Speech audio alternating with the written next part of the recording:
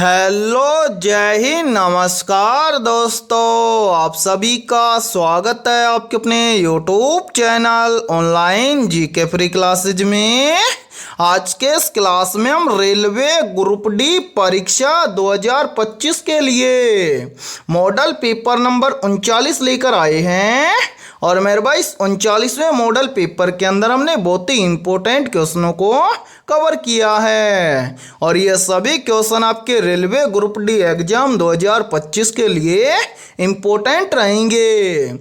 इसलिए इस 39वें model paper को आपको कंप्लीट देखना है। और इस मॉडल पेपर के एंड में आपको बताना है कि आपके टोटल कितने क्वेश्चन सही होते हैं। और यदि आप हमारे इस यूट्यूब चैनल से पहली बार जुड़े हैं तो इस यूट्यूब चैनल को कर लीजिए सब्सक्राइब और बेल आइकन को प्रेस करना, ताकि ऐसी शानदार क्लास का नोटिफिकेशन आपको सबसे पहले देखने को मिले। तो चलिए शुरू करते हैं आज के इस 39वें मॉडल पेपर को बिना देरी के। पहला प्रश्न है आप सभी के सामने। यदि ए का अर्थ भाग है, बी का अर्थ गुणा है, डी का अर्थ प्लस है और एफ का अर्थ माइनस है तो नीचे दी गई समीकरण का मान ज्ञात करें। यानी कि ये पहला प्रश्न आप सभी के सामने गणितीय संक्रियाओं से संबंधित प्रश्न दिया गया है। और आपसे पूछा गया है कि यदि हम इस प्रश्न के अकॉर्डिंग इस समीकरण को सोल्व करेंगे तो इस समीकरण का मान क्या होगा। तो मेरे भाई इस टाइप के प्रश्न को आप एग्जाम में देखते हैं, फटाफट से कैसे सोल्व करेंगे तो वो देखिए इस टाइप के प्रश्न को एग्जाम में सोल्व करना बहुत ही आसान होता है। सोल्व करेंगे कैसे मेरे भाई, देखिए प्रश्न में आपको स्पष्ट बोला गया है कि एक का अर्थ है भाग, तो इस समीकरण के अंदर हम एक के स्थान पर क्या करेंगे, भाग करेंगे। उसके बाद आगे देखिए मेरे भाई, आगे बोला गया है कि बी का अर्थ है गुणा, तो बी के स्थान पर हम क्या करेंगे, गुणा करेंगे। उसके आगे बोला गया है कि डी का अर्थ है प्लस, डी के स्थान पर हम क्या करेंगे, प्लस करेंगे। और आगे बोला गया है कि एफ का अर्थ है माइनस, तो एफ के स्थान पर हम क्या करेंगे, माइनस करेंगे। अब बनाएंगे नया समीकरण। तो मेरे भाई यहाँ पर देखिए सबसे पहले 16 के बाद में बी का अर्थ है गुणा, उसके आगे है 10, फिर क्या है ए का अर्थ है भाग, फिर क्या है 4, उसके बाद में क्या है डी का अर्थ है प्लस, फिर है 5 के आगे है एफ का अर्थ है माइनस और उसके आगे है 6। ये बन गया नया समीकरण। अब इस समीकरण को सोल्व करेंगे। तो मेरे भाई इस टाइप के समीकरण में आपको क्या करना है, सबसे पहले आपको सोल्व करना है भाग को। तो यहाँ पर देखिए सबसे पहले हम क्या करेंगे, 4 का भाग देंगे 10 में। तो मेरे भाई 4 का भाग जस्ट 10 में जाएगा नहीं, तो हम इसको लिख सकते हैं 10/4। तो यहाँ पर देखिए यहाँ पर है 16, उसके बाद में है गुणा, फिर क्या है 4 का भाग 10 में जाएगा नहीं, तो इसको लिख सकते हैं 10/4।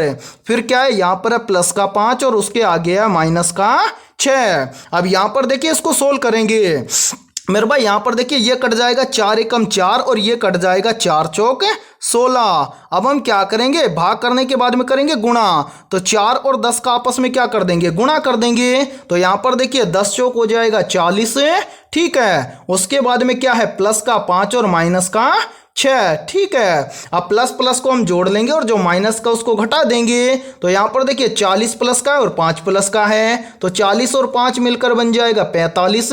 फिर क्या बच रहा है माइनस का 6, तो 45 में से 6 चला जाएगा तो कितना बचेगा, यहाँ पर बचेगा 39। यानी कि इस प्रश्न के अकॉर्डिंग यदि हम इस समीकरण को सोल्व करेंगे तो इस समीकरण का मान आएगा 39। अब हमें देखना है कि 39 किसी ऑप्शन में है, तो आंसर 39 हमें दिया गया है ऑप्शन सी के अंदर। तो पहले प्रश्न के अंदर ऑप्शन सी हो जाएगा सभी का करेक्ट आंसर।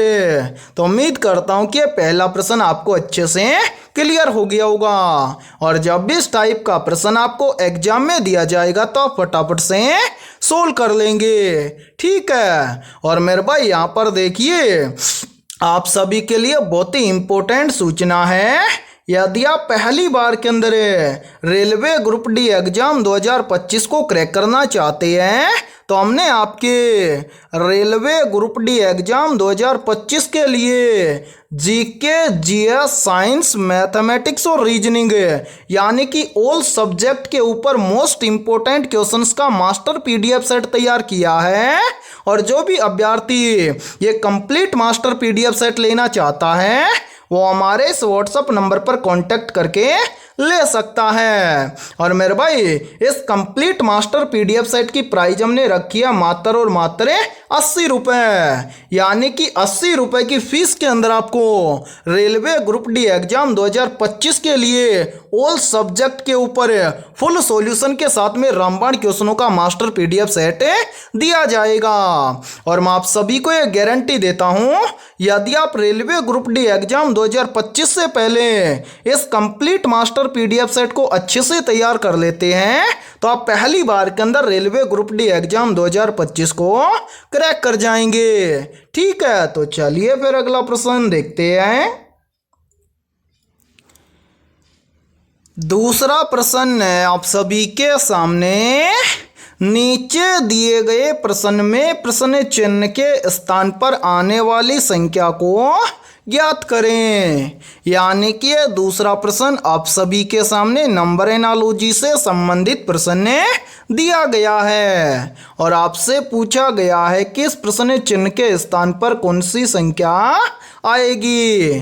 तो मेरे भाई इस टाइप के प्रश्न को आप एग्जाम में देखते हैं, फटाफट से कैसे सोल्व करेंगे तो वो देखिए आपको जब भी एग्जाम के अंदर नंबर एनालॉजी से संबंधित प्रश्न दिया जाए तो आपको क्या करना है, सबसे पहले आपको यहाँ पर पता करना है कि 11 से यहाँ पर 132 कैसे बना है। यानी कि जिस प्रकार से 11 से यहाँ पर 132 बना है उसी प्रकार से फिर हम यहाँ पर बताएंगे कि 12 से इस प्रश्न चिन्ह के स्थान पर कौन सी संख्या आएगी।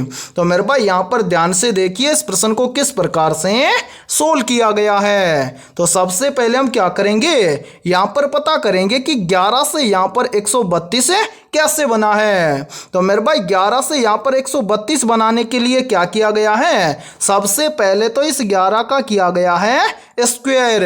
11 का स्क्वायर कितना होता है, तो मेरे भाई 11 का स्क्वायर होता है 121 और इस 121 के अंदर क्या किया गया है, इसी 11 को जोड़ा गया है। तो यहाँ पर देखिए 121 और 11 मिलकर बन जाएगा 132। और मेरे भाई ध्यान से देखिए 132 यहाँ पर आप सभी के सामने दिया गया है। अब मेरे भाई यही सेम लॉजिक हम लगाएंगे इस 12 के अंदर और इस 12 से इस प्रश्न चिन्ह की वैल्यू ज्ञात करेंगे। तो करेंगे क्या, सबसे पहले तो मेरे भाई इस 11 की तरह इस 12 का भी हम क्या कर देंगे, स्क्वायर कर देंगे। 12 का स्क्वायर कितना होता है, तो मेरे भाई 12 का स्क्वायर होता है 144 और इस 144 के अंदर हम क्या कर देंगे, इसी 12 को ऐड कर देंगे। तो यहाँ पर देखिए 144 और 12 मिलकर बन जाएगा 156, यानी कि इस प्रश्न चिन्ह के स्थान पर संख्या भरी जाएगी 156। अब हमें देखना है कि संख्या 156 किसी ऑप्शन में है। तो हाँ सर, संख्या 156 में दी गई है ऑप्शन बी के अंदर। तो दूसरे प्रश्न के अंदर ऑप्शन बी हो जाएगा सभी का करेक्ट आंसर। तो उम्मीद करता हूं कि दूसरा प्रश्न भी आपको अच्छे से क्लियर हो गया होगा। और जब भी इस टाइप का प्रश्न आपको एग्जाम में दिया जाएगा तो आप फटाफट से सोल्व कर लेंगे। ठीक है, तो चलिए फिर अगला प्रश्न देखते हैं। तीसरा प्रश्न है आप सभी के सामने, नीचे दी गई श्रृंखला में प्रश्न चिन्ह के स्थान पर कौन सी संख्या आएगी।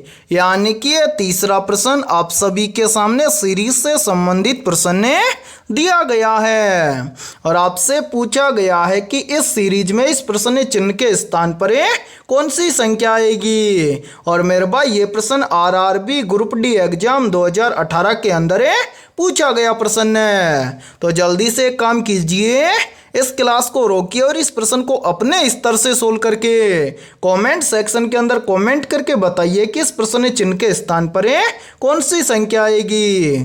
तो उम्मीद करता हूं कि आपने इस प्रश्न को जरूर सोल्व किया होगा। तो आइए देखते हैं कि आपका आंसर क्या आया है। तो मेरे भाई मैंने आपको काफ़ी बार बताया है कि जब भी आपको एग्जाम के अंदर सीरीज से संबंधित प्रश्न दिया जाए तो आपको क्या करना है, सबसे पहले आपको यह देखना है कि सीरीज में आपको क्या क्या दिया गया है। तो मेरे भाई यहाँ पर ध्यान से देखिए, सीरीज में हमें दिया गया है सबसे पहले 14, 14 के बाद में दिया गया है फिर से 14, 14 के बाद में दिया गया है 16, 16 के बाद में दिया गया है 17, 17 के बाद में फिर से दिया गया है 17, फिर 17 के बाद में दिया गया है 19 और 19 के बाद में आपसे पूछा गया है कि इस प्रश्न चिन्ह के स्थान पर कौन सी संख्या आएगी। तो मेरे भाई यहाँ पर देखिए इस प्रश्न को किस प्रकार से सोल्व करेंगे। उससे पहले एक बार इन सभी को यहाँ से हटा देते हैं ताकि आपको समझने में कोई भी प्रॉब्लम ना आए। मेरे भाई यहाँ पर देखिए सीरीज में हमें दिया गया है सबसे पहले 14, 14 के बाद में दिया गया है फिर से 14, तो 14 से 14 कैसे बनेगा। तो यहाँ पर ध्यान से देखिए, यदि हम 14 को क्या कर दें, एक के साथ में गुणा कर दें तो यहाँ पर बन जाएगा 14। फिर देखिए 14 के बाद में दिया गया है 16, तो 14 से 16 कैसे बनेगा। तो यहाँ पर देखिए यदि हम 14 के अंदर क्या कर दें, +2 कर दें तो 14 और 2 मिलकर बन जाएगा 16। फिर देखिए 16 के बाद में दिया गया है 17, तो 16 से 17 कैसे बनेगा। तो मेरे भाई यहाँ पर ध्यान से देखिए, यदि हम 16 के अंदर क्या कर दें, +1 कर दें तो 16 और 1 मिलकर बन जाएगा 17। फिर देखिए 17 के बाद में दिया गया है फिर से 17, तो 17 से 17 कैसे बनेगा। तो मेरे भाई यहाँ पर देखिए यदि हम 17 को क्या कर दें, एक के साथ में गुणा कर दें तो यहाँ पर बन जाएगा 17 एकम 17। फिर देखिए 17 के बाद में दिया गया है 19, तो 17 से 19 कैसे बनेगा। तो ध्यान से देखिए यदि हम 17 के अंदर क्या कर दें, +2 कर दें तो 17 और 2 मिलकर बन जाएगा 19। अब इसी प्रकार से हमसे पूछा गया है कि 19 के बाद में इस प्रश्न चिन्ह के स्थान पर कौन सी संख्या आएगी। तो मेरे भाई प्रश्न चिन्ह की वैल्यू ज्ञात करने से पहले नीचे जितनी भी संख्याएं आई हैं इन सभी संख्याओं को ध्यान से देखिए और पता लगाइए कि यहाँ पर क्या हुआ है। तो मेरे भाई यहाँ पर देखिए, यहाँ पर क्या हुआ है, सबसे पहले हुआ है 1 से गुणा, उसके बाद में क्या हुआ है +2, उसके बाद में क्या हुआ है +1, फिर से सीरीज स्टार्ट हुआ है, फिर क्या हुआ ×1, फिर क्या हुआ +2, यानी कि यह सीरीज कंटिन्यू चल रही है। यानी कि पहले 1 से गुणा, फिर +2, फिर +1, फिर ×1 से फिर +2, अब +2 के बाद में क्या हो जाएगा, यहाँ पर हो जाएगा +1। यानी कि यदि हम 19 के अंदर +1 कर दें तो प्रश्न चिन्ह की वैल्यू ज्ञात हो जाएगी। तो मेरे भाई यहाँ पर ध्यान से देखिए, 19 के अंदर +1 कर देंगे तो 19 और 1 मिलकर बन जाएगा 20, यानी कि इस प्रश्न चिन्ह के स्थान पर संख्या भरी जाएगी 20। अब हमें देखना है कि 20 किसी ऑप्शन में है। तो आंसर 20 हमें दिया गया है ऑप्शन 1 के अंदर। तो तीसरे प्रश्न के अंदर ऑप्शन ए हो जाएगा सभी का करेक्ट आंसर है। तो उम्मीद करता हूं कि तीसरा प्रश्न भी आपको अच्छे से क्लियर हो गया होगा। और जब भी इस टाइप का प्रश्न आपको एग्जाम में दिया जाएगा तो आप फटाफट से सोल्व कर लेंगे। और मेरे भाई इसीलिए हम बोल रहे हैं कि हमारे द्वारा जो मास्टर PDF सेट तैयार किया गया है वो इसी टाइप के बहुत ही इंपॉर्टेंट क्वेश्चनों से तैयार किया गया है। तो पीछे दिए गए व्हाट्सएप नंबर पर आप कॉन्टैक्ट करके उस मास्टर PDF सेट को ले सकते हैं और एग्जाम से पहले अपनी कंप्लीट तैयारी को आप मजबूत बना सकते हैं। ठीक है, तो चलिए फिर अगला प्रश्न देखते हैं। चौथा प्रश्न है आप सभी के सामने, एक निश्चित कूट भाषा में FUSE को 6482 और SORT को 3671 के रूप में कूटबद्ध किया जाता है, तो दी गई कूट भाषा में S के लिए कूट क्या होगा। मेरे भाई ये चौथा प्रश्न आप सभी के सामने कोडिंग डिकोडिंग से संबंधित प्रश्न दिया गया है और बहुत ही इंपॉर्टेंट प्रश्न है ये। तो इस टाइप के प्रश्न को आप एग्जाम में देखते हैं मात्र 2 से 3 सेकंड में कैसे सोल्व करेंगे, तो वो देखिए। मेरे भाई एक बार इस प्रश्न को समझ लीजिए और यदि आप इस प्रश्न को एक बार समझ जाओगे तो इस टाइप का प्रश्न आपको जब भी एग्जाम के अंदर दिया जाएगा तो आप फटाफट से सोल्व कर लेंगे। आपसे क्या पूछा गया है, आपसे पूछा गया है कि दी गई कूट भाषा में S के लिए कूट क्या होगा। तो ध्यान से समझिए, यहाँ पर मेरे भाई यहाँ पर देखिए, सबसे पहले यहाँ पर देखिए बोला गया है कि FUSE इसको लिखा जाता है 6482। तो हम इसको यहाँ पर लिख लेते हैं, ध्यान से देखिए FUSE FUSE, इसको क्या लिखा जाता है? तो मेरे भाई FUSE इसको लिखा जाता है 6482। ठीक है, उसी प्रकार से यहाँ पर देखिए एक बार और कलर चेंज कर लेते हैं ताकि आपको समझने में कोई भी प्रॉब्लम ना आए। यहाँ पर बोला गया है कि SORT इसको लिखा जाता है 3671, तो इसको भी हम यहाँ पर लिख लेते हैं SORT। ठीक है, इसको लिखा गया है 3671। ठीक है मेरे भाई, अब यहाँ पर आपको क्या करना है, यहाँ पर देखिए ये वाले अल्फाबेट लेटर दिए गए हैं और नीचे ये वाले अल्फाबेट लेटर दिए गए हैं। तो यहाँ पर आपको कॉमन अल्फाबेट लेटर कौन सा दिख रहा है ये देखिए मेरे भाई। यहाँ पर देखिए, यहाँ पर हमें कॉमन लेटर दिख रहा है क्या? यहाँ पर देखिए ध्यान से, यहाँ पर S दिया गया है और यहाँ पर भी हमें S दिया गया है। क्या इन दोनों लेटर के अलावा कोई अन्य लेटर कॉमन है? तो नहीं सर, S के अलावा कोई भी लेटर कॉमन नहीं है, तो यहाँ पर हम लिख लेते हैं S। ठीक है, उसके बाद में मेरे भाई आगे देखिए, यहाँ पर भी हमें संख्या दी गई है और यहाँ पर भी हमें संख्या दी गई है। क्या इस संख्या के अंदर कोई संख्या कॉमन है? तो हाँ सर, यहाँ पर देखिए इस संख्या के अंदर यहाँ पर 6 कॉमन है और नीचे भी देखिए ध्यान से 6 यहाँ पर कॉमन है। क्या 6 के अलावा कोई और संख्या कॉमन है? तो नहीं सर, 6 के अलावा कोई भी संख्या कॉमन नहीं है, तो यहाँ पर हम लिखेंगे 6, यानी कि मेरे भाई S का कूट होगा 6। यानी कि यहाँ पर देखिए प्रश्न में आपसे पूछा गया है कि एक निश्चित कूट भाषा में FUSE को लिखा जाता है 6482 और SORT इसको लिखा जाता है 3671, और आपसे पूछा गया है कि इसी कूट भाषा में S के लिए कूट क्या होगा? तो मेरे भाई S के लिए कूट होगा 6। अब हमें देखना है कि 6 किसी ऑप्शन में है, तो हाँ सर 6 में दिया गया है ऑप्शन बी के अंदर। तो मेरे भाई चौथे प्रश्न के अंदर ऑप्शन बी हो जाएगा सभी का करेक्ट आंसर। तो उम्मीद करता हूं कि ये चौथा प्रश्न भी आपको अच्छे से क्लियर हो गया होगा, और जब भी इस टाइप का प्रश्न आपको एग्जाम में दिया जाएगा तो आप फटाफट से सोल्व कर लेंगे। और फिर भी यदि आपको किसी भी क्वेश्चन के अंदर कोई भी डाउट हो तो आप उस क्वेश्चन के बारे में कमेंट सेक्शन के अंदर पूछ सकते हैं। ठीक है, तो चलिए फिर अगला प्रश्न देखते हैं। 5वां प्रश्न है आप सभी के सामने। ED की बेटी है जिसकी पत्नी C है, C जो कि A की बेटी है जिसका पति B है, D का B से क्या संबंध है?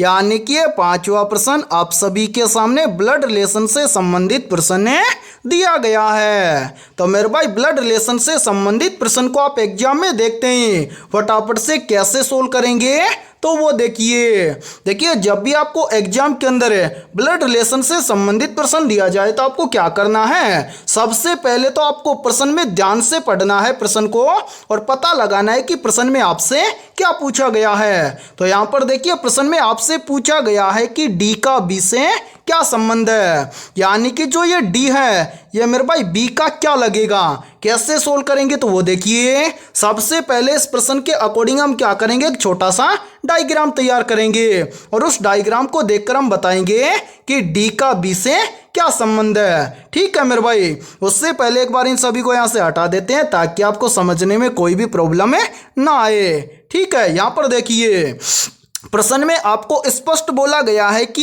ई डी की बेटी है, यानी कि ई कौन है, डी की बेटी है, तो यहाँ पर हम लिखते हैं डी। और मेरे भाई डी की बेटी है कौन, ई, तो यहाँ पर हम लिखेंगे ई। ई क्या है, बेटी, तो बेटी को हम दर्शाएंगे माइनस सिंबल से, और यानी कि जितनी भी महिला होंगी उनको हम दर्शाएंगे माइनस सिंबल से, और जितने भी पुरुष होंगे उनको हम दर्शाएंगे प्लस सिंबल से। ठीक है, आगे बोला गया है कि जिसकी पत्नी सी है, यानी कि मेरे भाई यहाँ पर देखिए डी की बेटी कौन है, ई, जिसकी पत्नी है सी, यानी कि डी की पत्नी कौन है, सी है, तो सी पत्नी है तो माइनस लगा देंगे, डी पति है तो यहाँ पर हम प्लस लगा देंगे। उसके आगे बोला गया है सी जो कि क्या है, ए की बेटी है, यानी कि ये सी क्या है, ए की बेटी है, तो यहाँ पर हम लिख देंगे ए की बेटी हो जाएगी कौन, सी। फिर बोला गया है कि जिसका पति बी है, यानी कि ए का पति कौन है, बी है, तो मेरे भाई बी पति है तो प्लस लगा देंगे, ए पत्नी हो गई तो लगा देंगे माइनस से। आपसे पूछा गया है कि डी का बी से क्या संबंध है, यानी कि डी बी का क्या लगेगा। मेरे भाई यहाँ पर ध्यान से समझिए, यहाँ पर देखिए डी कौन है, ये है सी का पति, ठीक है। और ये यहाँ पर देखिए ये सी क्या है, यहाँ पर ए की बेटी, और ए क्या है, बी की पत्नी। यानी कि मेरे भाई यहाँ पर ध्यान से समझिए, एक बार कलर चेंज कर लेते हैं यहाँ पर, ठीक है। अब देखिए यहाँ पर मेरे भाई, यहाँ पर देखिए ये ए क्या है, सी की माँ, तो मेरे भाई ये बी क्या हुआ, सी का पिता, ठीक है। और ये डी क्या है, यहाँ पर ध्यान से देखिए डी क्या है, सी का पति है। अब यहाँ पर आपसे पूछ रहा है कि डी का बी से क्या संबंध है, यानी कि जो ये डी है ये इस बी का क्या लगेगा। तो मेरे भाई आपके यानी कि आपकी पत्नी के पिता आपके क्या लगेंगे, ससुर, और ससुर के आप क्या लगेंगे, दामाद। तो डी का बी से क्या संबंध है, तो मेरे भाई यहाँ पर देखिए जो ये डी है ये इस बी का क्या लगेगा, दामाद लगेगा।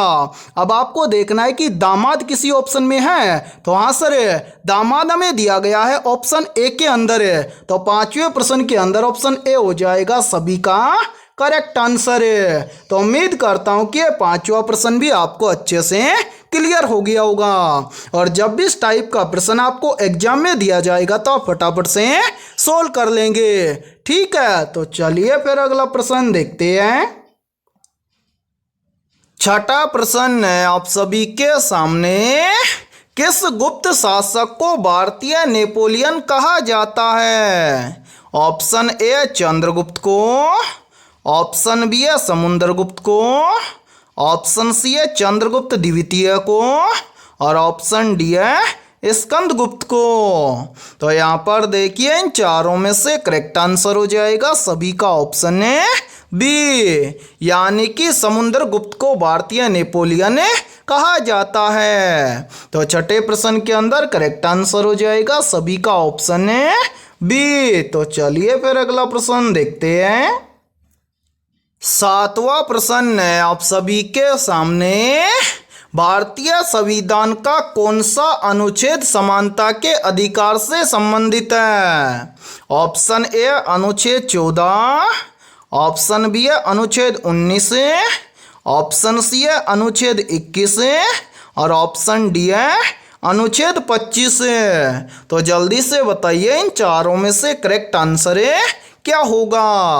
आपसे पूछा गया है कि भारतीय संविधान का कौन सा अनुच्छेद समानता के अधिकार से संबंधित है। तो यहाँ पर देखिए इन चारों में से करेक्ट आंसर हो जाएगा सभी का ऑप्शन है ए, यानी कि भारतीय संविधान का अनुच्छेद 14 समानता के अधिकार से संबंधित है। तो सातवें प्रश्न के अंदर करेक्ट आंसर हो जाएगा सभी का ऑप्शन है ए। और मेरे भाई ये प्रश्न बहुत ही इंपॉर्टेंट प्रश्न है, चाहे तो आप इस प्रश्न का स्क्रीनशॉट भी ले सकते हैं या फिर आप इस प्रश्न को अपनी नोटबुक के अंदर आप नोट भी कर सकते हैं, ठीक है। तो चलिए फिर अगला प्रश्न देखते हैं। आठवां प्रश्न है आप सभी के सामने, निम्नलिखित में से कौन सी नदी बंगाल का शोक कहलाती है। या फिर देखिए इसी प्रश्न को एग्जाम के अंदर घुमाकर ऐसे भी पूछ लिया जाता है कि किस नदी को बंगाल का शोक कहा जाता है। तो यहाँ पर देखिए इन चारों में से करेक्ट आंसर हो जाएगा सभी का ऑप्शन है सी, यानी कि बंगाल का शोक कहा जाता है दामोदर नदी को। तो आठवें प्रश्न के अंदर करेक्ट आंसर हो जाएगा सभी का ऑप्शन है सी। और मेरे भाई इस क्लास के अंदर आपको एंड तक बने रहना है, क्योंकि इस क्लास के अंदर हमने उन्हीं क्वेश्चनों को कवर किया है जो क्वेश्चन आपके रेलवे ग्रुप डी एग्जाम 2025 के लिए इम्पोर्टेंट रहेंगे। और आपके जितने भी दोस्त रेलवे ग्रुप डी एग्जाम 2025 की तैयारी कर रहे हैं तो उनके पास भी इस क्लास को ज़्यादा से ज़्यादा शेयर करें, ठीक है। तो चलिए फिर अगला प्रश्न देखते हैं। नौवां प्रश्न है आप सभी के सामने, निम्नलिखित में से ग्रीन हाउस गैस का एक उदाहरण है। तो यहाँ पर देखिए इन चारों में से करेक्ट आंसर हो जाएगा सभी का ऑप्शन है सी, यानी कि कार्बन डाइऑक्साइड गैस एक क्या है, ग्रीन हाउस गैस है। या फिर हम बोल सकते हैं कि ग्रीन हाउस गैस का एक उदाहरण है कार्बन डाइऑक्साइड गैस, ठीक है। तो नौवें प्रश्न के अंदर करेक्ट आंसर हो जाएगा सभी का ऑप्शन है सी। तो चलिए फिर अगला प्रश्न देखते हैं। 10वां प्रश्न है आप सभी के सामने, मानव शरीर की सबसे बड़ी ग्रंथि कौन सी है? ऑप्शन ए थायराइड ग्रंथि, ऑप्शन बी है यकृत ग्रंथि, ऑप्शन सी है अग्नाशय ग्रंथि और ऑप्शन डी है पिट्यूटरी ग्रंथि। तो जल्दी से बताइए इन चारों में से करेक्ट आंसर है क्या होगा? आपसे पूछा गया है कि मानव शरीर की सबसे बड़ी ग्रंथि कौन सी है। तो यहाँ पर देखिए इन चारों में से करेक्ट आंसर हो जाएगा सभी का ऑप्शन है बी, यानी कि मानव शरीर की सबसे बड़ी ग्रंथि है यकृत ग्रंथि। तो 10वें प्रश्न के अंदर करेक्ट आंसर हो जाएगा सभी का ऑप्शन है बी। और मेरे भाई यहाँ पर देखिए यहीं से एक क्वेश्चन और बनता है और ये क्वेश्चन भी काफी बार एग्जाम के अंदर रिपीट होता है। प्रश्न पूछा जाता है कि मानव शरीर की किस ग्रंथि को मास्टर ग्रंथि कहा जाता है। तो मेरे भाई याद रखना, मानव शरीर की पिट्यूटरी ग्रंथि को क्या कहा जाता है? मास्टर ग्रंथि कहा जाता है। ठीक है, और यहाँ पर देखिए यदि ये क्लास आपको पसंद आ रही है तो जल्दी से एक बार इस क्लास को लाइक कर दीजिए। और यदि आप हमारे इस YouTube चैनल से पहली बार जुड़े हैं तो इस YouTube चैनल को कर लीजिए सब्सक्राइब और बेल आइकन को प्रेस करना, ताकि ऐसी शानदार क्लास का नोटिफिकेशन आपको सबसे पहले देखने को मिले। ठीक है, तो चलिए फिर अगला प्रश्न देखते हैं। 11वां प्रश्न है आप सभी के सामने। वायुमंडलीय दाब को मापने के लिए किस उपकरण का उपयोग किया जाता है? ऑप्शन ए थर्मामीटर का, ऑप्शन बी है बैरोमीटर का, ऑप्शन सी है हाइग्रोमीटर का और ऑप्शन डी है सिस्मोग्राफ का। तो जल्दी से बताइए इन चारों में से करेक्ट आंसर है क्या होगा? आपसे पूछा गया है कि वायुमंडलीय दाब को मापने के लिए किस उपकरण का उपयोग किया जाता है। तो यहाँ पर देखिए इन चारों में से करेक्ट आंसर हो जाएगा सभी का ऑप्शन है बी, यानी कि वायुमंडलीय दाब को मापने के लिए बैरोमीटर का उपयोग किया जाता है। तो 11वें प्रश्न के अंदर करेक्ट आंसर हो जाएगा सभी का ऑप्शन है बी। और मेरे भाई इस प्रश्न पर आप स्टार जरूर लगा लेना, क्योंकि इस बार ये प्रश्न एग्जाम के अंदर पूछा जा सकता है। ठीक है, तो चलिए फिर अगला प्रश्न देखते हैं। 12वां प्रश्न है आप सभी के सामने। निम्न में से ध्वनि की तीव्रता किसमें मापी जाती है? ऑप्शन ए डेसिबल में, ऑप्शन बी है हर्ट्ज में, ऑप्शन सी है वोल्ट में और ऑप्शन डी है एम्पियर में। तो यहाँ पर देखिए इन चारों में से करेक्ट आंसर हो जाएगा सभी का ऑप्शन है ए, यानी कि ध्वनि की तीव्रता मापी जाती है डेसिबल में। तो 12वें प्रश्न के अंदर करेक्ट आंसर हो जाएगा सभी का ऑप्शन है ए। और मेरे भाई यहाँ पर देखिए यहीं से क्वेश्चन और बनता है और ये क्वेश्चन भी काफी बार एग्जाम के अंदर पूछा जाता है। प्रश्न पूछा जाता है कि विद्युत धारा को किसमें मापा जाता है। तो मेरे भाई याद रखना, विद्युत धारा को मापा जाता है एम्पियर में। ठीक है, तो चलिए फिर अगला प्रश्न देखते हैं। 13वां प्रश्न है आप सभी के सामने। निम्नलिखित में से सूर्य के सबसे नजदीक ग्रह कौन सा है? मेरे भाई मोस्ट इंपोर्टेंट प्रश्न है ये, तो जल्दी से बताइए इन चारों में से करेक्ट आंसर क्या होगा? आपसे पूछा गया है कि सूर्य के सबसे नजदीक ग्रह कौन सा है। तो यहाँ पर देखिए इन चारों में से करेक्ट आंसर हो जाएगा सभी का ऑप्शन है सी, यानी कि सूर्य के सबसे नजदीक ग्रह है बुध ग्रह। तो 13वें प्रश्न के अंदर करेक्ट आंसर हो जाएगा सभी का ऑप्शन है सी। और मेरे भाई यहाँ पर देखिए यहीं से एक क्वेश्चन और बनता है और ये क्वेश्चन भी काफी बार एग्जाम के अंदर रिपीट होता है। प्रश्न पूछा जाता है कि पृथ्वी की जुड़वा बहन किस ग्रह को कहा जाता है। तो मेरे भाई याद रखना, पृथ्वी की जुड़वा बहन कहा जाता है शुक्र ग्रह को। ठीक है, तो चलिए फिर अगला प्रश्न देखते हैं। 14वां प्रश्न है आप सभी के सामने। भारत की सबसे लंबी तट रेखा वाला राज्य कौन सा है? ऑप्शन ए गुजरात राज्य, ऑप्शन बी है आंध्र प्रदेश राज्य, ऑप्शन सी है तमिलनाडु राज्य और ऑप्शन डी है केरल राज्य। तो यहाँ पर देखिए इन चारों में से करेक्ट आंसर हो जाएगा सभी का ऑप्शन है ए, यानी कि भारत की सबसे लंबी तट रेखा वाला राज्य है गुजरात राज्य। तो 14वें प्रश्न के अंदर करेक्ट आंसर हो जाएगा सभी का ऑप्शन है ए। तो चलिए फिर अगला प्रश्न देखते हैं। 15वां प्रश्न है आप सभी के सामने, पानीपत का तीसरा युद्ध कब लड़ा गया था? या फिर देखिए इसी प्रश्न को एग्जाम के अंदर घुमाकर ऐसे भी पूछ लिया जाता है। प्रश्न पूछा जाता है कि पानीपत की तीसरी लड़ाई कब लड़ी गई थी? तो यहाँ पर देखिए इन चारों में से करेक्ट आंसर हो जाएगा सभी का ऑप्शन है सी, यानी कि पानीपत की तीसरी लड़ाई या पानीपत का तीसरा युद्ध लड़ा गया था 1761 में। तो 15वें प्रश्न के अंदर करेक्ट आंसर हो जाएगा सभी का ऑप्शन है सी। और मेरे भाई एक प्रश्न का आंसर सभी को कमेंट सेक्शन के अंदर कमेंट करके बताना है। आप सभी को बताना है कि पानीपत का जो तीसरा युद्ध हुआ था ये किन किन के बीच में हुआ था। ठीक है, तो चलिए फिर अगला प्रश्न देखते हैं।